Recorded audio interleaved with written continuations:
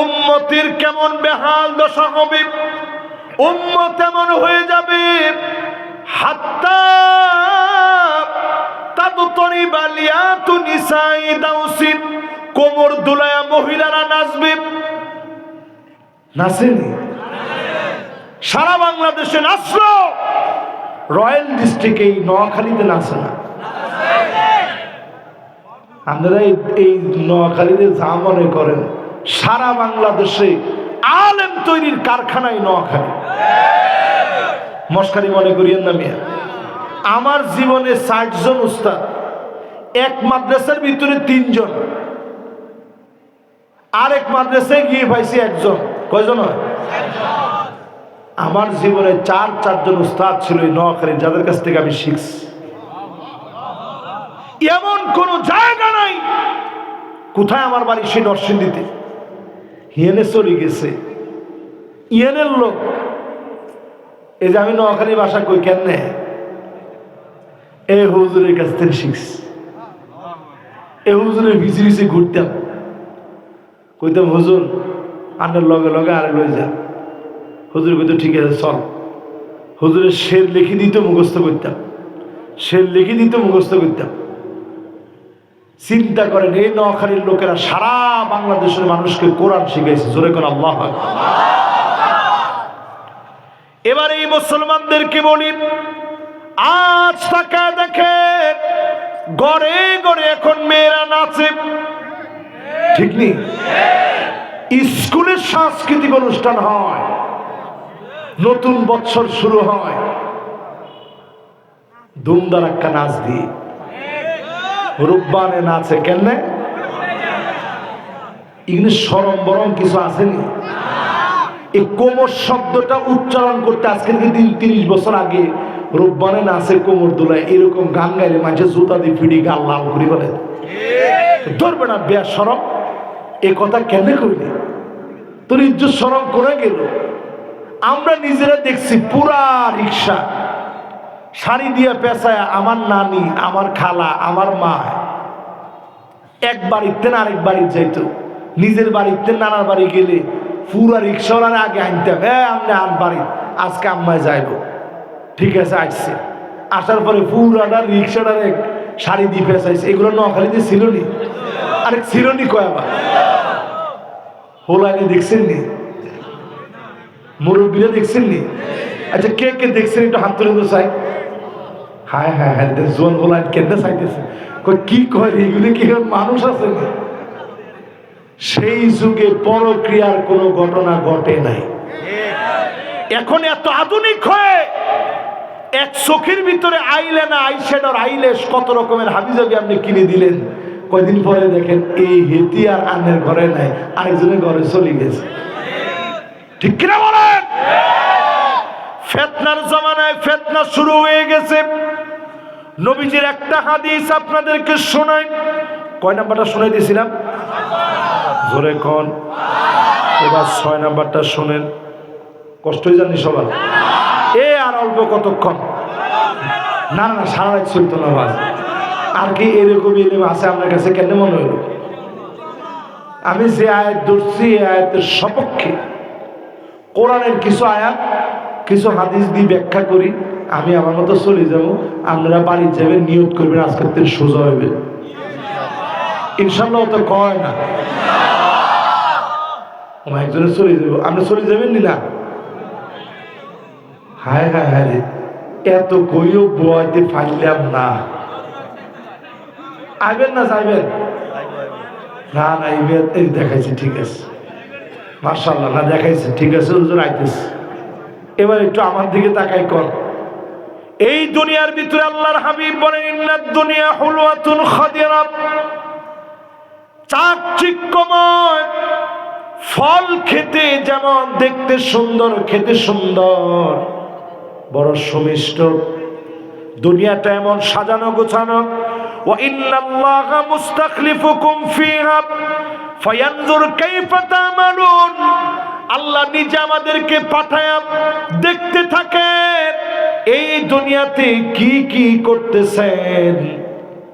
ফাত্তাকুদ দুনিয়া, এই দুনিয়াকে ভয় করেন। ওয়াত্তাকুন নিসা, নারীদেরকে ভয় করেন। সর্বপ্রথম বনি ইসরাইলের ভিতরে ফিতনা নারীদেরকে দিয়ে শুরু হয়েছে, আজকেও সব রকমের ফিতনা নারীদেরকে দিয়ে শুরু হচ্ছে। মহিলারা এখন করবো তোর এতক্ষণ তো ঠিক আছে, এখন হুজুর কিনলে আবার হেমে গেল। এবার একটু চিন্তা করে দেখেন, আন্না সব আমার লাগবে, তোমার মা বাপকে 1 টাকা দিতে পারবা না, এমন মহিলা সারা বাংলাদেশে থাকলেও ফাওরাই নাই।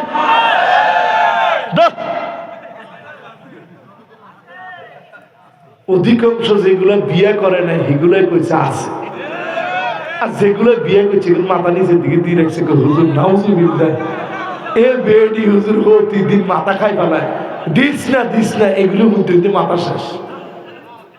এরপরে দেখবেন মান্নারা কথায় কথায় খোটা দেয়, আয় দেখি ঘর করে খাই গেলাম, আয় দেখি ভাত খাই গেলাম, অন্য বেডি হলে হোলাও খাইতো। আপনি কইবেন যে সুযোগটা দিয়ে চাই, কয়নি এরকম? আল্লাহ জানে কয়, আজকেও কইছে হ্যাঁ, আশা হাসতেছে হ্যাঁ রে। এরপরে দেখবেন হান্নান সারাদিন কষ্ট করে আসছেন, স্ত্রী একটু পানি দিও তো, এমন বেংসি মারছে পানি দিও, সারাদিন কাম করি কুল পায় না, কোন দিন কাম করি আছেন জমিদারের হলাম না, আপনার সাথে সাথে চিন্তা করছেন তোর দুষ্টামি না করছি, পানি পিপাসা লাগে না, এমনি কইছি সবারই করছে, কলজাটা পানি গেছে আপনার, হায় হায় হায় কি বিয়ে করলেন, 1 গ্লাস পানি চাইছি, এতে কথা শোনাই দিলে কতটা, জমিদারের হলা পানি লই খাইতে পারে না, এরকম মহিলা আছে না? এরপরে দেখবেন কান্না, জিয়ানে যাইবেন হিয়ানের সমালোচনা, গেছেন চেয়ারের মধ্যে বসছেন, উঠেন কিনলে একটু চেয়ারটা একটু পরিষ্কার করি, আইসেন সোফার মধ্যে, সোফার কাভারটা লাগাই না, গেছেন খাটের মধ্যে বিছনার চাদর পরিবর্তন করব, আমরা চিন্তা করছেন নাউজুবিল্লাহ বাইরে চলে যায় আর কিনবো এখন, এরকম মহিলা আছে না নাই? এরপরে দেখবেন হাদ্দা কাপ, এখন মহিলাকে বিরুদ্ধে কইতেছি তো সব বেড়ারা এখন খুশি যে হুজুর আরো যদি কিছু থাকে বলি, স্যার আছে বলি যাবো না আরো কিছু, ঠিক আছে তাহলে আপনারা শুনতে থাকেন। এরপরে হাদ্দা কাপ, কিছু একটা কিনে আনছেন, গেছিলেন ঢাকায়, কিছু একটা কিনে আনছেন, দেখো কি আনছেন, দেখা মাত্র হা হা রে এটা কি আনলেন, এই কালার থাকবো না, এটা তো মরি যাবে, আরে কালার মরতো না তুই মরি যাবি, ঠিক নেই?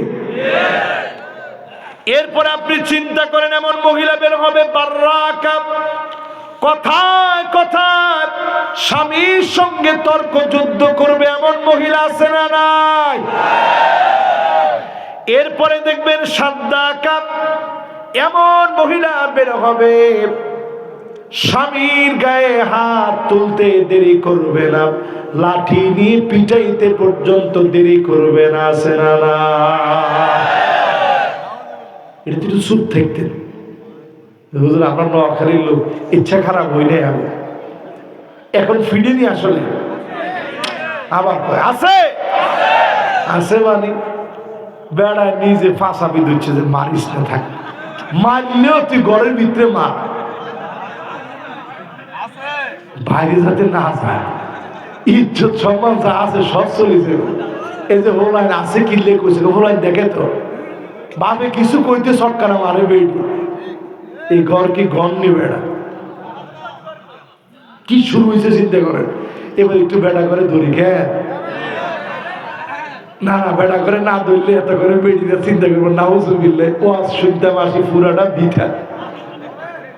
আমরা হুজুররাও ওয়াজ করার ক্ষেত্রে মানে সমতা বুঝি না, মহিলাদেরকে বলি মা বোনরা আপনি গল্লায় ওয়াজ করতেছি, ওয়াজ কি স্বামীর খেদমত করবেন, এবার এটা জায়গা বিয়ে না হয়েছে একটা এতক্ষণ ধরে আপনি বেডি করে গাইলেন, সব করলেন, স্বামীর খেদমত করবেন। এদিকে স্বামীর খেদমত তো এমন করবেন না, নিয়ত করছি। আপনি অন্য কিছু থাকলে স্বামীরে কেমনে বাদ দেওয়া যায় সেটা করেন। একজনে কইছে ঠিক, এই মিয়ার বোঝা গেছে বাড়ির জায়গা হইতো না পারে, ঠিক নেই? এবার আমার সাথে সাথে কম, আমাদের পুরুষদের ভুল আছে না নাই? জীবনে কয়দিন আপনি সালাম দিছেন স্ত্রীরে? ও বিয়ে করেন, আল্লাহ করাই দিব ইনশাল্লাহ কর, তবে আপনি সুন্দরী চাইয়েন না, আগে চাইবেন দিনদারি। জোরে কোন কি?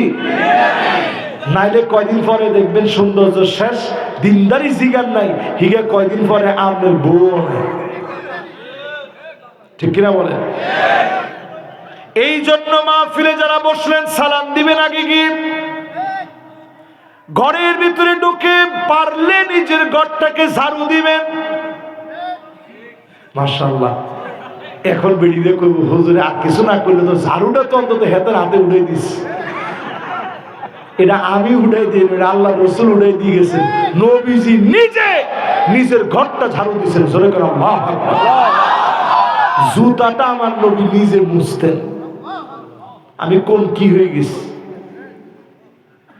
আল্লাহর নবী নিজে তরকারি গুলা কেটে দিতে, আম্মা জানদেরকে নিয়ে নবীজি যখন বসতেন গল্প করতে, চোখের ভিতরে পানি দেখলে আদর করে স্নেহ করে নবীজি মুছে দিতেন। আর আমরা করছি উল্টা, চোখের ভিতরে পানি দেখলে কয় যে মারিয়ে নেন, একদম কান্দস কা, তোর এই কান্দার জ্বালা আমার হার্ট অ্যাটাক, আমি স্ট্রোক করছি তোর কান্দার জ্বালায়। কান্দিস না, কান্দলে মারবো। কান্দলে নিয়ে আপনি মারবেন, কানলে আপনি গিয়ে চোখের পানিটা মুছি দেন, রসুলের সুন্নাহ এটা।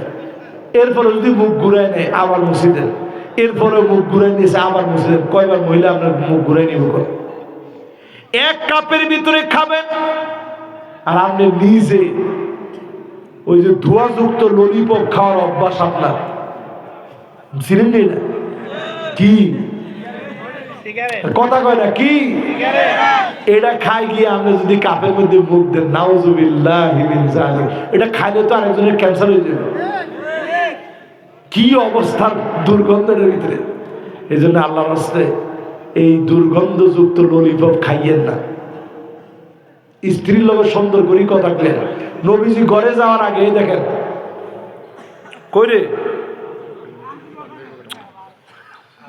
ধর, এই যে ভাই এটা কত টাইট দেখছেন, দেখেন কেমনে বুঝাবো টাইট কত, ইয়ারে দিয়ে বুঝাই, দেখেন দেখছেন। এটা 7 মাস আগে নিজ হাতে আমি জাইতুন গাছের ডাল এটা ছিঁড়ে নিছি। নবীজি এরকম ঢালটা সাথে রাখতেন। ঘরে যাওয়ার আগে আগে তিনি মিসওয়াক করতেন, তারপরে ঘরে যেতেন। জোরে করে আল্লাহু আকবার। আর আপনি এইরকম রুচিহীন স্ত্রীর সামনে যখন যান, গিয়ে কোন লুঙ্গিটা কই, কোন লুঙ্গি যেটা কলার বাগে কাম করতে গেছিলেন 50টা দাগ ফুটছে, কলার কষ দি ইয়ানে কালা ইয়ানে জলা, এই লুঙ্গিটা লই স্ত্রীর কাছে গিয়ে দাঁড়াইছে।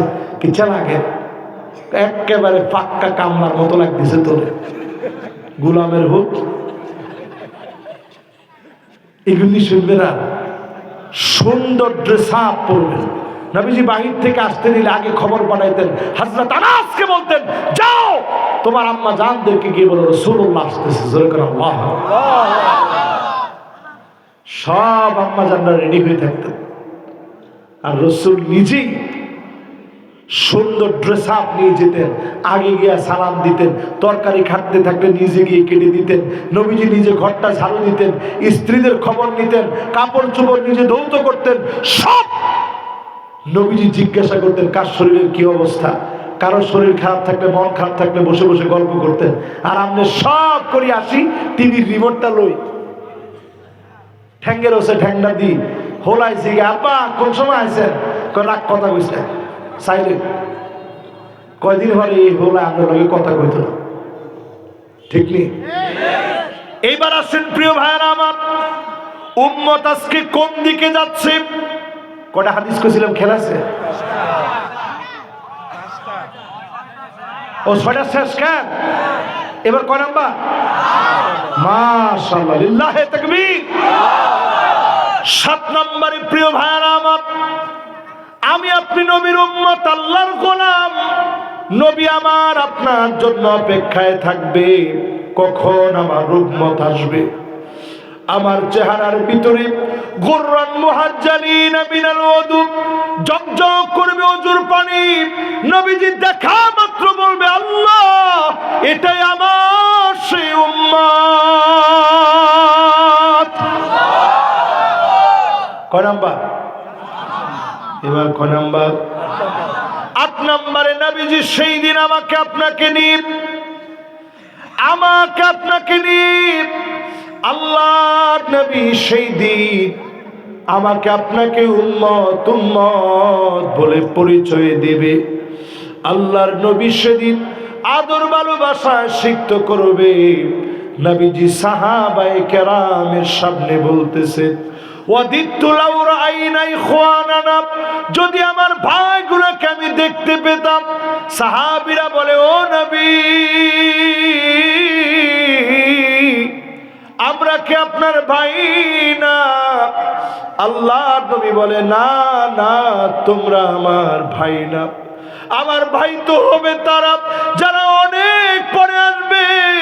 মান আমানা বি ওয়া লাম ইয়ারানি, জীবনে কোনদিন আমারে দেখে নাই, না দেখে যারা ঈমান এনেছে তারা হবে আমি নবীর ভাই। আল্লাহু আকবার। কয় নম্বর শেষ? জোরে কোন। এরপরে আসেন 9 নম্বরে। এ আর 5-7টা হাদিস শুনে, একটু মনোযোগ নিয়ে শুনে। কয় নাম্বার? 8 নাম্বার শেষ না? এবার কয় নাম্বার?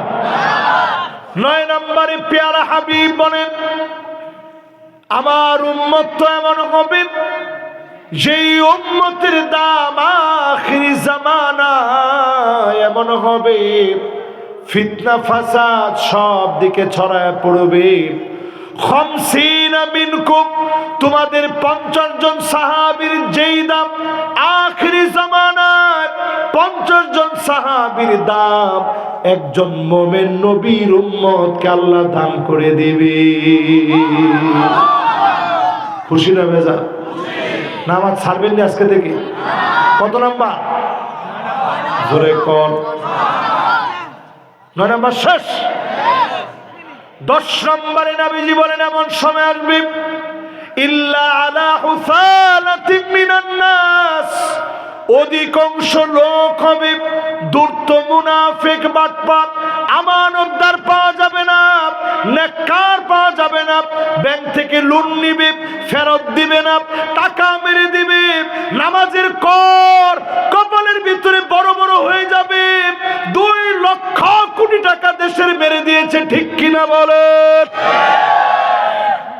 কি নামাজি, চোর, ডাকাত, লুটেরা, এর চাইতে খারাপ কিছু থাকলে তোর কথা বলে।